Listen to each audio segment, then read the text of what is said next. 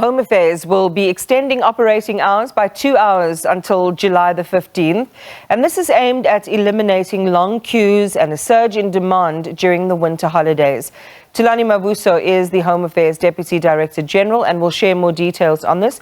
Thulani, good evening to you and welcome to The Full View. Give us a sense, before we get into the detail, of just how overburdened the branches are right now. Well, good evening and good evening to your viewers, Iman. Well, our branches are quite overburdened for a number of reasons. Is that during school holidays, particularly parents, they take most of the children who are at home during the school holidays to go and apply for the documents that they need, particularly to write matric exams. So that's one of the challenges that we have. But broadly speaking, the travel has also increased. There's a lot of people who need passports to be able to travel, because for the last 2 years, they've set and not renewed their passport. So we've seen a huge demand in that. Hence, we have decided through the minister's approval that we increase the working hours up to 6 o'clock up until the 15th of June, because we know that the schools are going to be opening after that. So to be clear, this is only for the smart IDs and for passports, right? Just these two categories? Yes, those are our high demand products that we have. I think the other products like your birth, death, and marriage, they are not that in demand insofar as the products are concerned. So that is why we also want to prioritize this, because they are mainly utilized for commercial reasons. As I said, that passports are needed for holidays and other business-related activities. As you see, the countries are opening up. People are traveling, particularly for meetings, for conferences. So we have seen a huge demand on that one. And as I said, they've sat at home for many years, over 2 years, and not renewing their passports. Some discover on the day before they leave that their passports are actually expired, and then also request us to, have them to fast-check those passports. So those are some of the things that we are faced with in the last 6 months or so.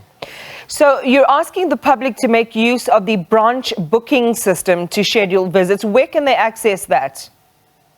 Yeah, what we did is that, over the years, there's been quite an expression by a number of people that, we would rather, instead of doing walk-ins, create a booking. So we started doing that with the banks that we're piloting the booking system with. And we find that it quite...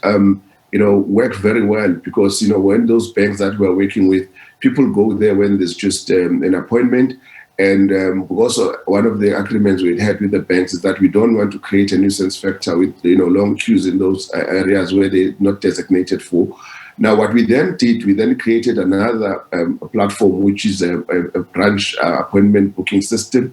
We have it on our website. Clients can just log in there on our website and then schedule a booking. Currently, we've got about 43 offices where they can make a booking in our large volume offices, because we said we're going to phase this thing, using a phased approach up until the end of November, where we're activating it. But it's on our website, www.dha.gov.za. You just go let the office. That we want to say to the public is that when you're utilizing that system, if I'm booking as Thulani Mavuso, but I want to bring 2 other people, whether it's children or whatever, every person must book for themselves. In other words, I mustn't assume that because I have a slot for 11 o'clock, for 12 o'clock, I can just bring 2 more people with me, because then the office would not know the actual volume of people who are coming through. We've piloted it, we've seen some of the benefits out of that booking system, but also we're urging the public to begin to take the culture of booking instead of walking-ins, because that helps us a lot in terms of scheduling. But what we don't do bookings for is things like birth and marriage, death registration. Marriage, it's also, there's a separate process of booking for that. But for death and birth, because those are natural occurrences that you cannot plan ahead in time. So those, obviously, they will remain as walk-ins. Yeah, and I think it's important that you made that distinction about when you're making a booking, to make a booking for everybody who's going to go along with you, not to make the assumption that you'd be seen along with your child and perhaps their sibling. So I think that's important. But Thulani, and thank you very much for sharing all those details. The bigger problem, with the way that Home Affairs has conducted its work, and it's got such a bad reputation, not only for all of the corruption and bribery that's happening on the sidelines with regard to people having to go alternative routes to try and get documents, to staff being implicated in some of these activities, is the need for the Home Affairs Department to streamline its services, to make it more innovative, and to use digital and other technologies more efficiently, as you're doing now with the smart IDs and the passports. What update can you give us with regard to that, the streamlining and application of innovation at Home Affairs? Yeah, there's a number of things that we are doing currently. The first thing is that we're in the process of developing what we call self-service kiosk, where we want members of the public to be able to help themselves in terms of applying for smart cards and passports. We are hopeful that that process will be completed before the end of this financial year. That's the one thing, but also it will also allow for reprints of certain documents like your birth and death certificate. Instead of going to a queue, you go to a kiosk and do self-service. Obviously, we'll have to authenticate you. There's a process that is going to be built into that technology.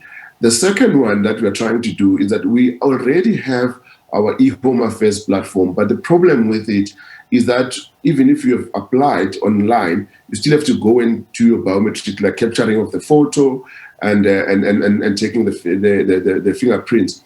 But moving forward, we are going to have an engine, which is an automated biometrics system, where we are able to do facial recognition. In other words, you can authenticate online to ensure that we can complete the process without you leaving the comfort of your home. So there's an end state that we envisage in order to avoid some of the challenges that we are currently having. It's taking a bit longer than we anticipated, but it's coming. Well, we'll be watching with great anticipation to see what develops. Thulani, thank you for talking to us this evening. Thulani Mavuso is the DDG in the Home Affairs Department.